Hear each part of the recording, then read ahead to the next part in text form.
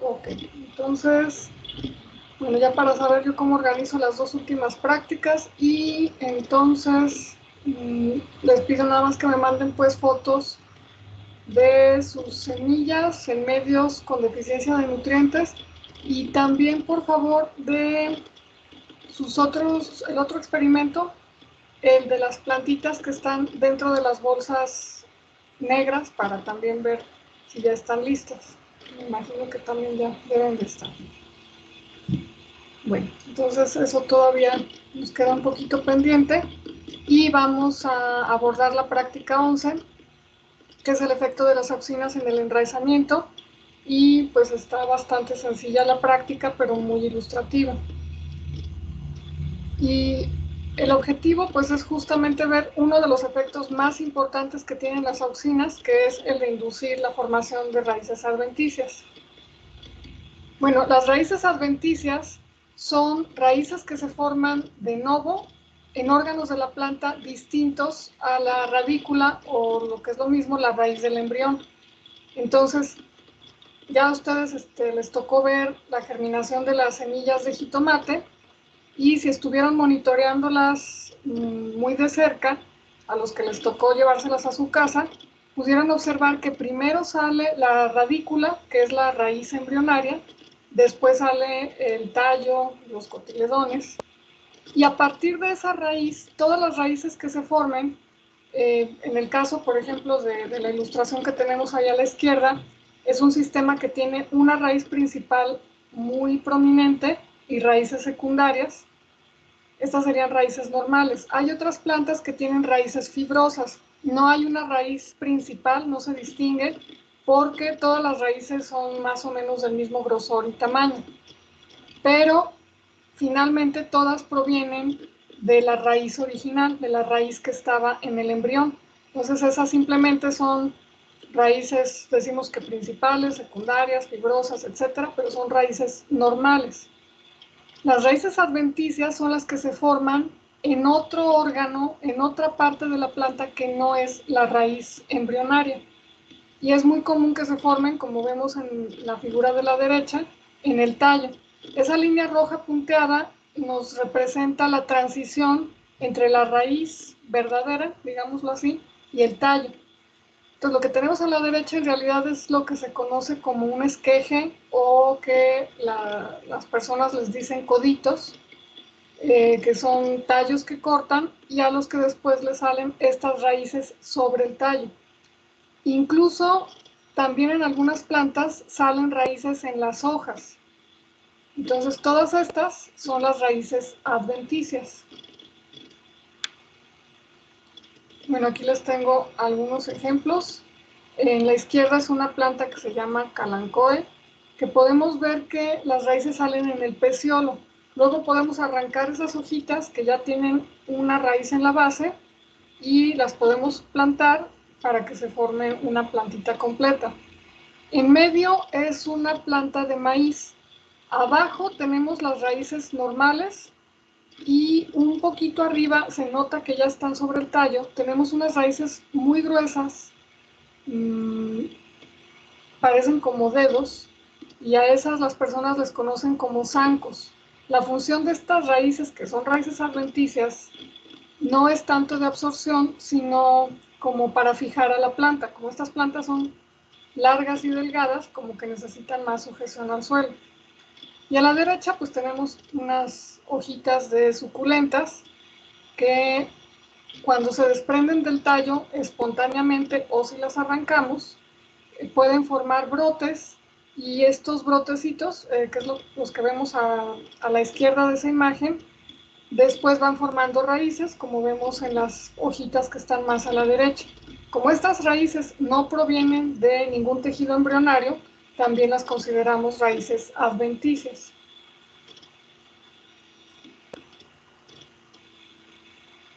Bueno, esto tiene importancia desde el punto de vista agrícola, de horticultura, etcétera, porque varias especies vegetales se reproducen no a través de semillas, sino a través de esquejes, de codos o de estas otras estructuras.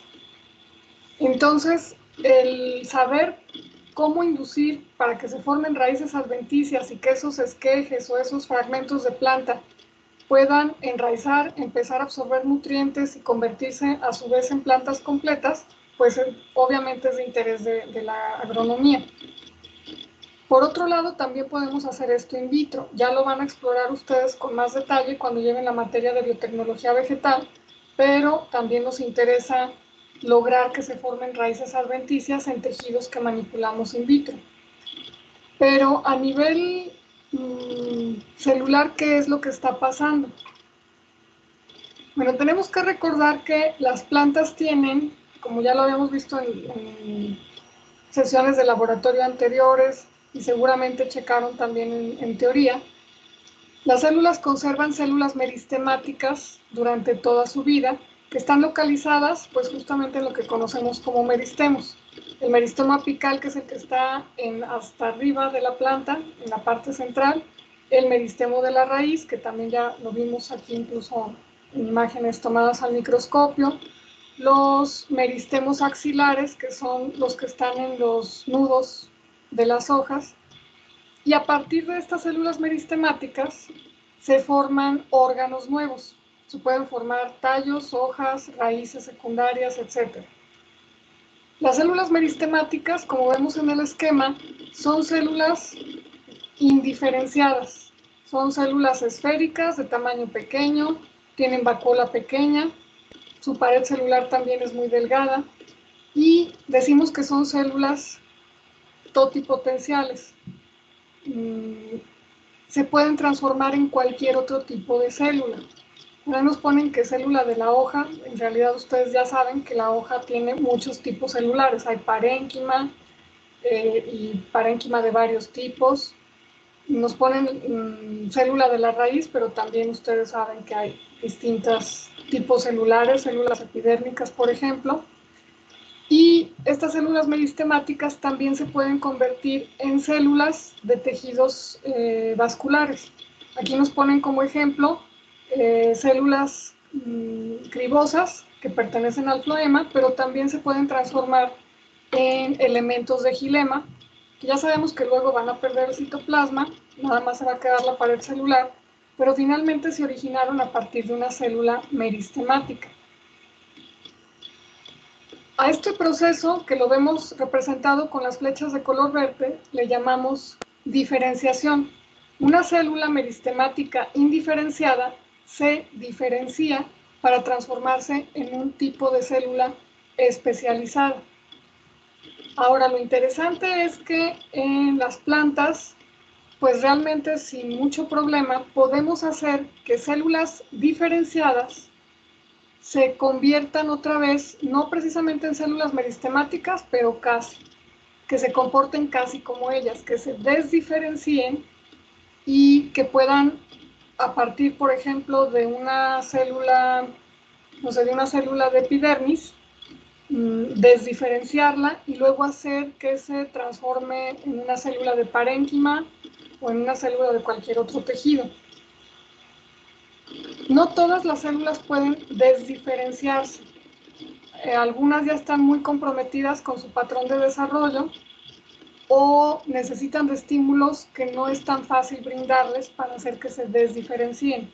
En algunos casos es imposible. Por ejemplo, si pensamos en los vasos de xilema, pues ya, como decíamos, no hay citoplasma, no hay núcleo, no hay nada. Lo único que nos queda es la pared celular. Entonces esas obviamente no podemos hacer que se desdiferencien.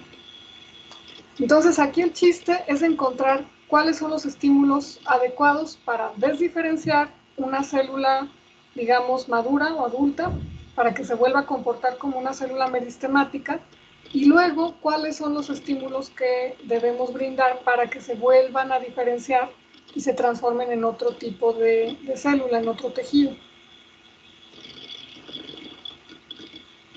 En el caso que platicábamos, que es pues lo más utilizado en la agricultura para propagar algunas plantas, podemos pensar en las plantas de vid, que se toman esquejes.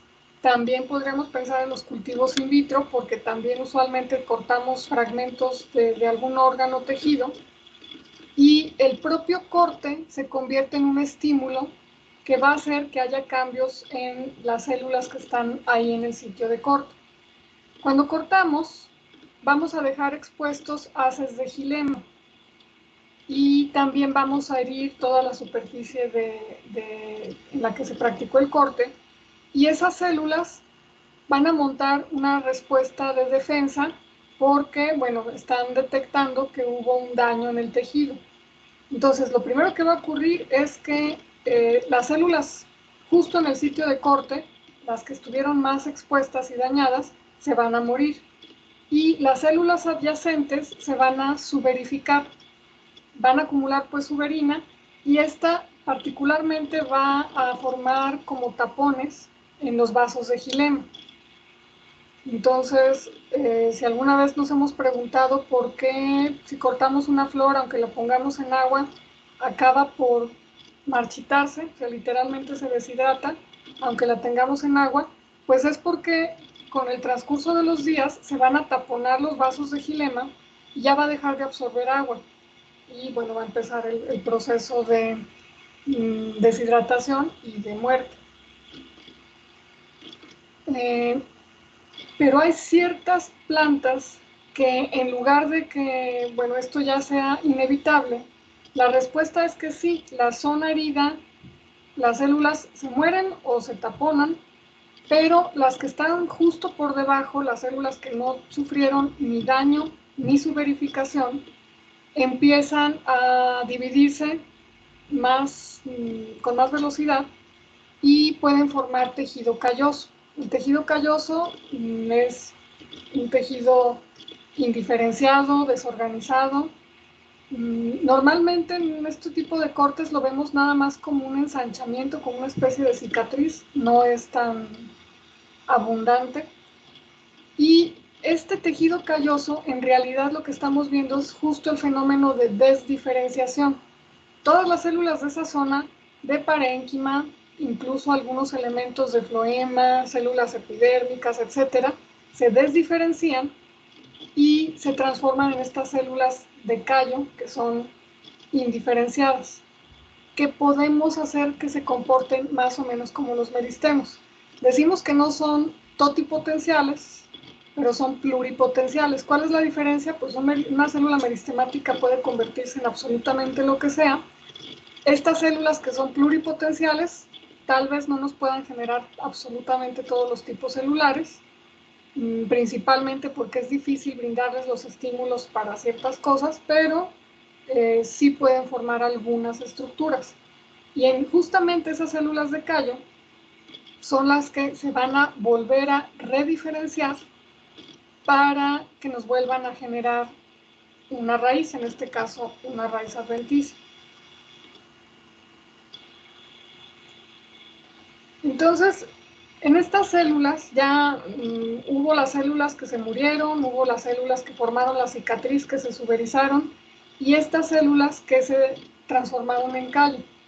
Entonces, en estas células lo que ocurrió fue la desdiferenciación de células maduras, diferenciadas, de diferentes tipos, y a partir de ellas se forman los iniciales de raíz. Entonces, en las microfotografías que les estoy poniendo por aquí, podemos ver, si se fijan en la fotografía que está marcada como A, arriba a la izquierda, bueno, vemos una estructura que es una raíz, aparentemente una raíz secundaria. Si se fijan en lo que está entre las líneas amarillas, pues son células que más bien están alargadas, son células cilíndricas, y si lo comparamos con la figura que está marcada como B, lo que está dentro de la línea amarilla, señalado con una flecha, pues vemos que alrededor hay células, alrededor de la marca amarilla hay células de diferentes formas y tamaños, pero en general células más bien grandes que tienden a ser un tanto cilíndricas. También podemos ver en la parte de la izquierda células epiteliales, y en cambio lo que está dentro de la marca amarilla pues ni siquiera alcanzamos a distinguir. Bueno, yo no, a los de ustedes que tienen mejores ojos, no se ven las células individuales, yo no las alcanzo a ver, porque son más pequeñas que el resto de las células. Esas son las células que se desdiferenciaron. Y si seguimos la secuencia de imágenes en el C, D, E, F y todavía el G, esas células indiferenciadas lo que hicieron fue proliferar, nada más estuvieron creciendo. Y entonces, si alguna vez lo han hecho o ahora que vamos a hacer la práctica lo van a notar, se empiezan a ver como protuberancias no muy exageradas, son protuberancias pequeñitas a veces en los tallos, que se deben a esta, entre comillas, hinchazón causada por el crecimiento de este grupo de células. Esto es el primordio de raíz o los iniciales de raíz, que después poco a poco se van a ir diferenciando. Entonces, de las imágenes B a la G, lo que vemos son todavía puras células indiferenciadas, o más bien desdiferenciadas, y que nada más están creciendo. A partir de la imagen H vemos dos cosas. Ya no vemos nomás, pues yo veo un manchón gris, a lo mejor si amplificamos la imagen, ustedes que ven mejor pueden ver células pequeñitas dentro de esas manchas grises, pero en la figura H ya podemos ver células que ya están diferenciadas, que ya tienen una morfología más madura, tendiendo a ser más cilíndricas, son de mayor tamaño. Y además vemos ese par de rayas negras que se ven en medio de la marca amarilla, que es ya tejido vascular. En la fotografía I es más notorio esa línea negra que recorre todo el primordio de raíz, que es justamente los tejidos vasculares, xilema y floema. Y en esa fotografía bueno, sobre todo en esa, en la I, la J, K y L también está ocurriendo el mismo fenómeno, en la K también se ve un poquito más, como esa conexión del primordio de raíz, perdón, ese tejido vascular del primordio de raíz ya está conectándose con el tejido vascular de este caso era un tallo, que estaba ya antes en el tallo. Entonces, una vez que el primordio de raíz ya empieza a diferenciar sus células, forma tejidos vasculares y los conecta con los tejidos vasculares, pues ahora sí ya se establece la conexión y esta pequeña raíz ya va a poder empezar a absorber agua y nutrientes y pasárselos podríamos pensar, al esqueje para mantenerlo vivo. No sé si hasta aquí hay alguna pregunta o algún comentario.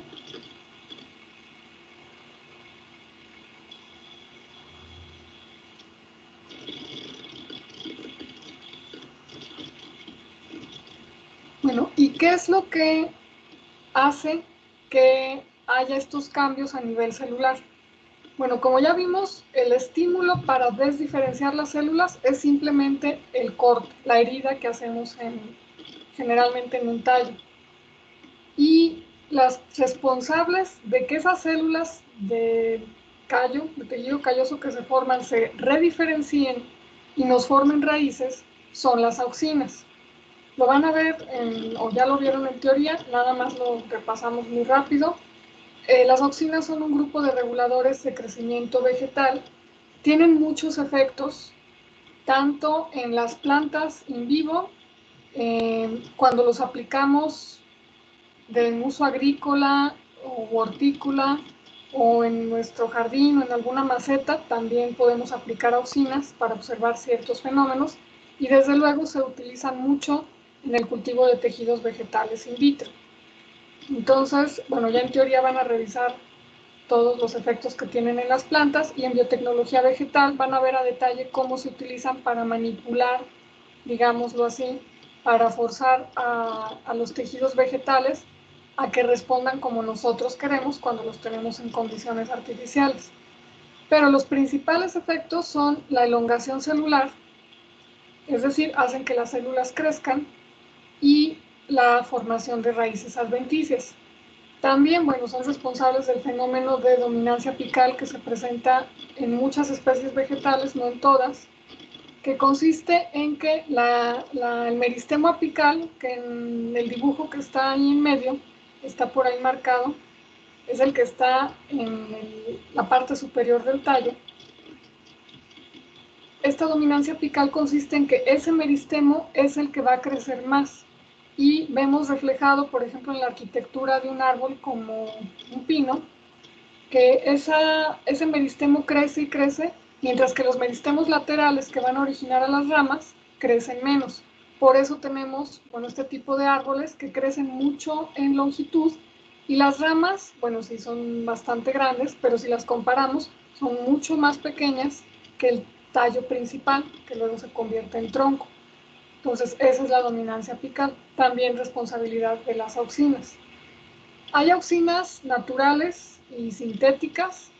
Las naturales, pues una de las más comunes son, por ejemplo, el ácido indolacético, ácido naftalenacético, y de las artificiales, bueno, una que se usaba mucho es el 2,4-D, pero es tóxica, entonces pues ya no la están vendiendo. Ahora sí que algunos experimentos que todavía teníamos por ahí en curso es con las reservas, porque ya no vamos a volver a conseguir 2,4-D. Entre otras, por ahí les puse algunas estructuras.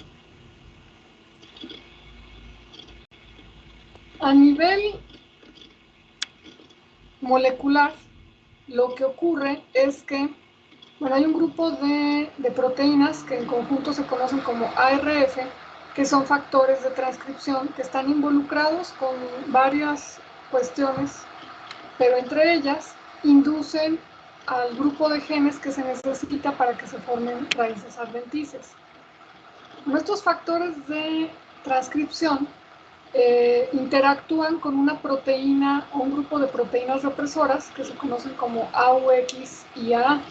Entonces, cuando estas AUX y AA se pegan a los factores de transcripción, los están bloqueando, los están reprimiendo. Hay una proteína que se llama, bueno, un grupo de proteínas en realidad que son las ubiquitinas, no sé si lo han revisado por ahí en otras materias, aunque aquí se los pongo que degradan a las AUX y AA, en realidad las ubiquitinas solo marcan a otras proteínas para que lleguen otro grupo de enzimas a degradarlas. Entonces la ubiquitina propiamente no degrada proteínas, nada más las marca. Bueno, esta ubiquitina E3 en particular necesita que se peguen las auxinas a ella para, digamos, activarla y que pueda marcar a la proteína represora, AUX y A. Y entonces la degrada y ahora sí los factores de transcripción quedan libres para inducir la expresión de genes, es decir, que se dé la transcripción para formar ARN mensajero, que este pase a ribosomas para que se sinteticen varias proteínas, que son las que finalmente nos van a generar la respuesta. Que en este caso, en esta práctica, lo que queremos es la formación de raíces. Entonces esos son los eventos a nivel molecular. Y una última cosa, en general los reguladores de crecimiento vegetal actúan en concentraciones extremadamente bajas. Eso hace que sea un poco difícil hacer estudios con este grupo de compuestos. Se necesitan metodologías y equipo pues, especiales. No se puede hacer con un laboratorio modestamente equipado. Pero otra cuestión importante es que si aumenta la concentración, de hecho el experimento que vamos a plantear va en este sentido. Si vamos aumentando la concentración de auxinas, esperamos ver un aumento en la respuesta. Entonces, en este caso esperaríamos a mayor concentración de auxinas, mayor cantidad y o mayor longitud de las raíces adventicias que se generen. Esto va aumentando en proporción, pero llega un punto en el que las auxinas u otros reguladores de crecimiento, por encima de una concentración, se convierten en tóxicas para la propia planta. Entonces, usualmente lo que vemos es lo que les decía, vamos aumentando concentración de auxinas y aumenta la formación de raíces, pero va a llegar un punto en el que va a disminuir, incluso puede hacerse nula la generación de raíces, porque a concentraciones muy altas ya pues son un problema, ya son tóxicas para los tejidos vegetales. Bueno, ¿qué es lo que van a hacer ustedes en su casa? Les había dicho que iban a necesitar plantas de violeta africana. bueno, si me puedes hacer. Los recipientes de plástico que fueron a recoger ustedes al laboratorio, un bisturí o en su defecto un cuchillo de cocina, papel aluminio, si es, no me acuerdo la verdad cómo estaban los frasquitos de plástico que les dimos, y si traían tapa y si la tapa estaba perforada o no. Entonces, si no hay tapa o si la tapa no está perforada, los van a tapar con papel aluminio. Si sí iban con tapa, no es necesario el papel aluminio. También les dimos un frasco que iba etiquetado como IBA, eso es ácido indolbutírico, que es otro tipo de auxina, y está en una concentración de 10 partes por millón. Llevaban también agua destilada y van a necesitar Cloralex o de cualquier marca de cloro que tengan en su casa, preparado al 5%. Entonces, lo que hay que hacer es, bueno, preparar este Cloralex al 5%. Lo que quiere decir que para preparar 100 mililitros necesitan agregar 5 mililitros de Cloralex. Por ahí iban pipetas y pipetas Pasteur para que puedan hacer esta medición. Y por otra parte, en los recipientes de plástico hay que preparar las diluciones tomando como punto de partida la solución concentrada a 10 partes por millón del ácido indolbutírico. Otra cosa que no recuerdo es el tamaño de los recipientes. Entonces, pues lo primero que les voy a pedir que hagan es ver cuánto volumen de líquido les cabe. Hay que llenarlos, como normalmente las hojitas de violeta tienen los peciolos no muy largos, pues habría que pensar en llenar el frasco más o menos a 3/4 partes de su volumen. Entonces, ya que determinen cuánto volumen hay que ponerle a cada frasco, perdón que no me acuerdo cuánto les cabe, no me acuerdo ni de qué tamaño se los dimos, hay que preparar 2 frascos que van a ir con la solución así como está concentrada a 10 partes por millón, otros 2 frascos o recipientes de plástico en los que se va a hacer una dilución a 5 partes por millón. Entonces hay que hacer los cálculos. Ya cuando ustedes vean cuánto volumen de solución necesitan para cada recipiente, entonces aplican la fórmula esa de volumen 1 por concentración 1 es igual a volumen 2 por concentración 2, para que calculen cuánto tienen que poner de la solución concentrada y cuánto de agua destilada para preparar sus 2 recipientes 5 partes por millón, otros 2 a 1 parte por millón y otros 2 con 0.1 partes por millón. Y además van a tener otros 2 frascos que solamente les van a poner agua destilada. Como ahorita no podemos, bueno, yo no puedo saber porque no sé cuánto volumen van a necesitar. Cuando ustedes hagan sus cálculos, si les queda alguna duda, si los hicieron bien antes de preparar el ácido indolbutírico, me pueden mandar un mensajito con sus cálculos y ya yo les digo si están bien o se los corrijo. Bueno, ya que tengan listas sus diluciones con ácido indolbutírico y su solución de Cloralex al 5%, van a cortar 12 hojas con peciolo de violeta africana. Necesitamos el peciolo lo más largo que lo puedan obtener. Hay que cortarlo con un cuchillo y luego pues hay que enjuagar toda la hojita y el peciolo desde luego, nada más para quitar por si tuvieran algo de tierra en la llave, nada más que sea suavecito el flujo de agua para no maltratar las hojas. Después, puede ser en uno de los mismos frascos, perdón, de los mismos recipientes de plástico que les prestamos o en algún recipiente en casa. No estamos trabajando con nada tóxico, son las hojitas de violeta y el cloro. También podría ser con un frasco de vidrio que tengan por ahí o incluso si tienen vasos de plástico desechables, para que de preferencia no usen, no sé, vasos o algún otro recipiente de la cocina. Hay que poner ahí una cantidad suficiente de la solución de Cloralex al 5%. Yo les decía que para 100 mililitros hay que poner 5 mililitros de cloro, pero dependiendo del tamaño del recipiente que utilicen, probablemente no sea necesario que preparen 100 mililitros, solo preparen justo lo necesario. Si nada más necesitan 50 mililitros, pues con eso. Lo que queremos es solo sumergir la parte inferior de los peciolos. Queremos desinfectar el sitio de la herida. Y es importante que las hojas no estén sumergidas en cloro. Y del peciolo, ahora sí que lo mínimo indispensable que haya que sumergir.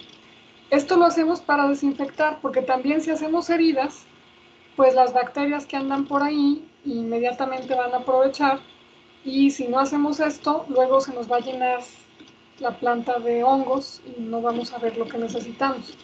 Incluso es probable que a pesar de que hagan esta desinfección con cloro, se les contaminen con hongos algunas o todas las plantitas. A lo que le estamos tirando es que no haya tantos hongos y no crezcan tan rápido para que nos dejen observar la respuesta.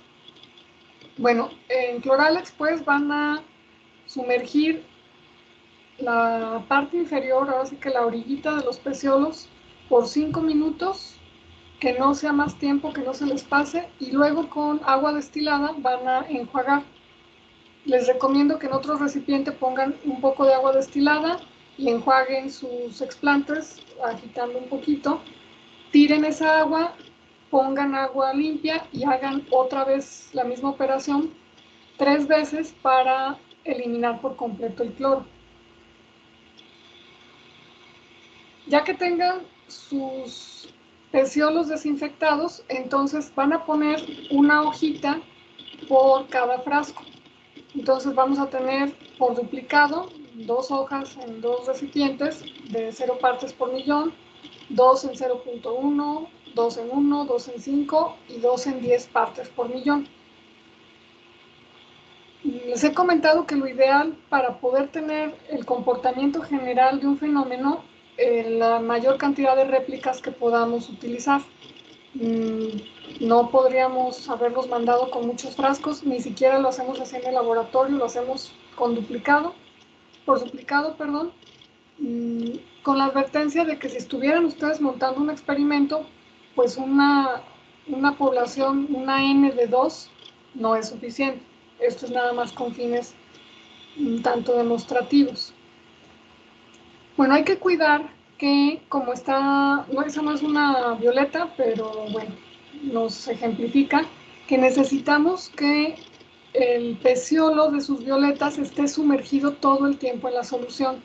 Van a estar ahí una semana y está haciendo calor, así que se va a evaporar un poco de las soluciones que preparen. Por eso es importante que los peciolos estén lo más largo posibles para que queden así sumergidos la mayor parte del peciolo, de modo que si va bajando el líquido, nunca se quede el peciolo ahora sí que en el aire. En el líquido tenemos nuestro tratamiento, que son las auxinas. Si no está en contacto la planta con el tratamiento, pues no vamos a obtener los resultados correctos. Hay que poner esto en un área bien iluminada y después de una semana van a contar el número de raíces adventicias. No quiero que las midan, nada más hagan un estimado de cuáles son las raíces que miden 1 milímetro o menos. Entonces van a contar las raíces de menos de 1 milímetro, cuántas hay, y cuántas raíces hay de más de 1 milímetro. No tomar la longitud una por una. Si gustan, lo que pueden hacer para tener un dato más es medir la raíz más larga que se haya presentado. Con eso van a llenar esta tabla. La modifiqué un poco de la que está en el manual, porque pues nada más quiero que registren. Bueno, ahí por ejemplo está el número de raíces menores a 1 milímetro. Para cada concentración hay dos renglones, para que pongan el de su hoja 1 y el de su hoja 2. Y después viene un renglón para que saquen el promedio. Entonces, de sus 2 hojitas a 0 partes por millón, hay que sacar el promedio de cuántas raíces por hoja tienen en este tratamiento y así sucesivamente.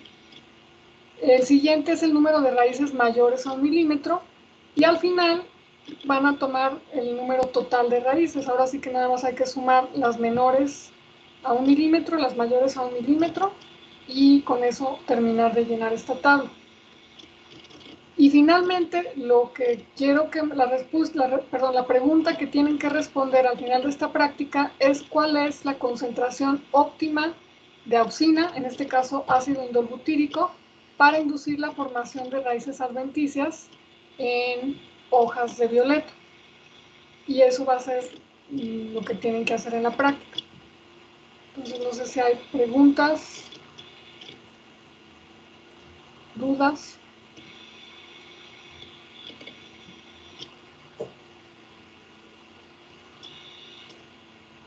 Maestra, yo tengo una pregunta. Sí. Si de casualidad nos faltara agua destilada, es que los frascos, pues sí están grandecitos. Y creo que bueno, nos dieron un frasco más grande de agua destilada, pero no sé si alcance así bien, bien. Bueno, en ese caso, si pueden, si tienen acceso, pueden comprar agua de la que venden para las planchas, que es agua destilada que encuentran en algunos supermercados. Y si no la pueden comprar o si no la encuentran, ahora sí que en su defecto no está destilada desde luego, pero es lo más cercano que tenemos, agua de garrafón. Y Ok. nada más le ponen por ahí alguna nota en los resultados y lo abordan en la discusión. Ok, sí, gracias. ¿Alguna otra pregunta? Yo, maestra, Sí. dice que tiene que estar una semana, pero por ejemplo, en el caso de que me tarde en conseguir la planta, no sé, por ejemplo, hasta mañana, estaría bien, no importa que sea un día menos. No, lo que vamos a hacer es que esta práctica les voy a pedir que la entreguen hasta dentro de 15 días. Por si ahorita no tienen disponible planta, pues todavía tienen varios días para conseguirla, también para que ahora sí que no salgan corriendo despavoridos a buscarlas. Y si hasta dentro de 2 o 3 días las tienen, pues entonces empiezan su experimento y todavía hay tiempo de concluir. De hecho, qué bueno que me preguntas esto. Como ya estamos en esta dinámica de que las prácticas, los resultados se van a tardar y todavía tenemos pendientes, les voy a seguir poniendo fechas de entrega como guía. Entonces, por ejemplo, esta es para que me la entreguen en 15 días, el 18 de mayo. Pero yo creo que les voy a poner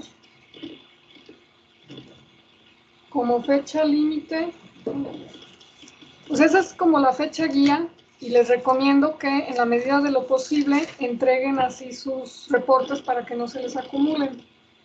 Pero vamos a dejar ya todas las prácticas que nos quedan, fecha límite de entrega el 3 de junio. Entonces, si esta la tienen en 15 días, mejor súbanla en 15 días. Si se tardan en conseguir su planta, tienen alguna cuestión, por ejemplo, que la consigan dentro de una semana y van a estar los resultados listos el día 18 que tienen que entregar la práctica, pues lo pueden entregar una semana después.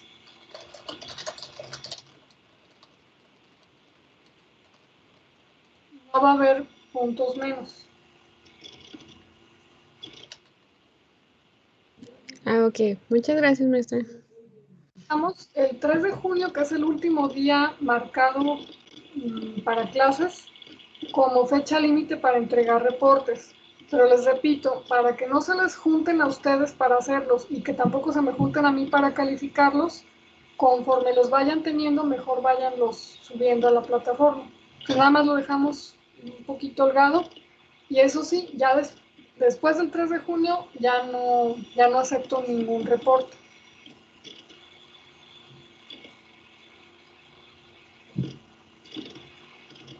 ¿Alguna otra situación de esta práctica o de lo que tengamos pendiente? Bueno, yo solo tengo una duda con lo que explicó hace rato. Sí. Este, O sea, en el caso de la diferenciación, o sea, entendí eso que, desde que la lesión era lo que causaba el tejido calloso y la desdiferenciación, pero a nivel como molecular, ¿qué provoca como esa señalización? O sea, es lo que no entiendo. Mm, Bueno, cuando hablamos de desdiferenciación, a nivel molecular lo que está pasando es que se están encendiendo unos genes y se están apagando otros.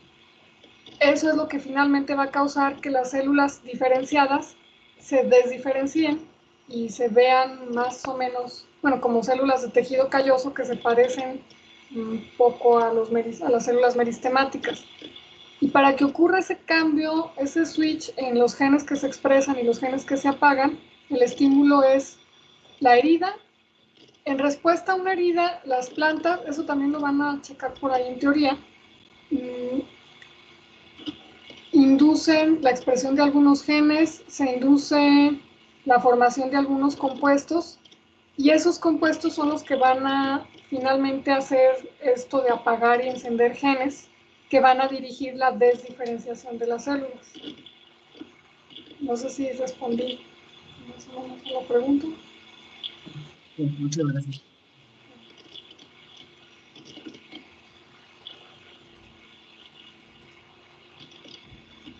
Por eso les quise poner esta porque no solemos, y me incluyo, no solemos explicar. Nada más decimos que las auxinas inducen cosas, pero no explicamos qué es lo que está pasando. Y por eso les incluí esto.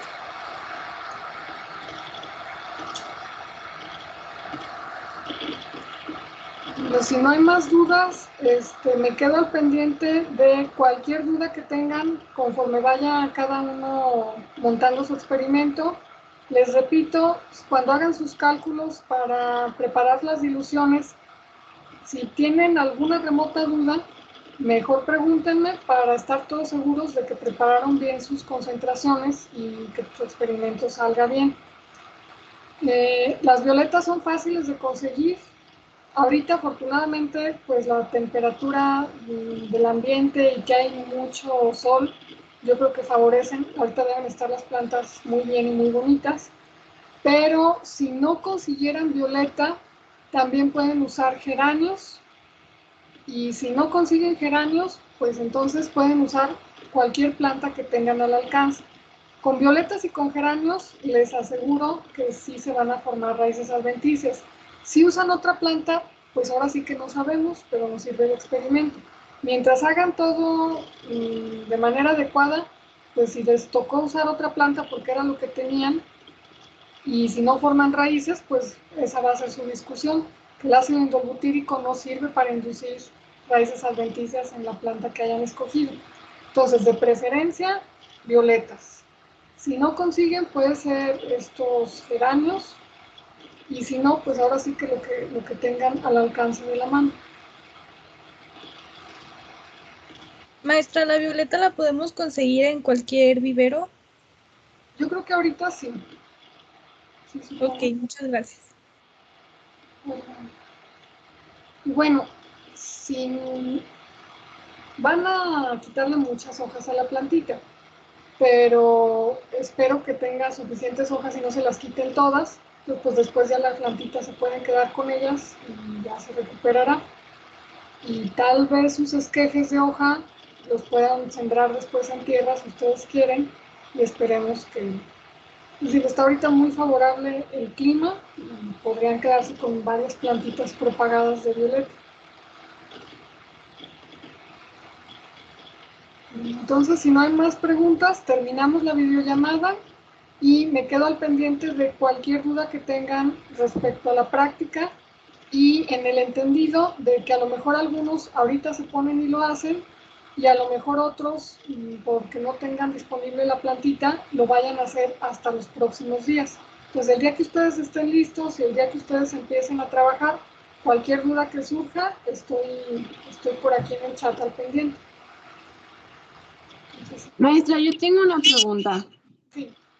¿De la práctica CIS ya podemos tomar resultados o todavía nos esperamos? práctica 6 es... La del jitomate, la de las semillas de jitomate. Yo supongo que sí. Si ya sus plantitas ya más o menos se elongaron, unas van a estar más largas que otras en diferentes tratamientos, ya pueden tomar resultados. Si tienen duda, entonces me mandan fotos y ya les digo, ya por equipos, si algún equipo se tiene que esperar, pero yo supongo que ya todos deberán estar listos. Y de la práctica 10, que es las que están en oscuridad algunas, ¿esas también ya podemos o esas todavía nos esperamos? Esas sí les pido que me manden foto de sus plantas que están en la bolsa negra. Se las sacan, le toman foto y las vuelven a meter para ver si ya están listas para tomar resultados o no. Ok, gracias. Entonces me quedo esperando sus fotos de la práctica 10 y de la 6. Si ustedes ya ven que ya las plantas ya crecieron y ya hay diferencias entre tratamientos, ya toman resultados. Si tienen duda, también me mandan foto.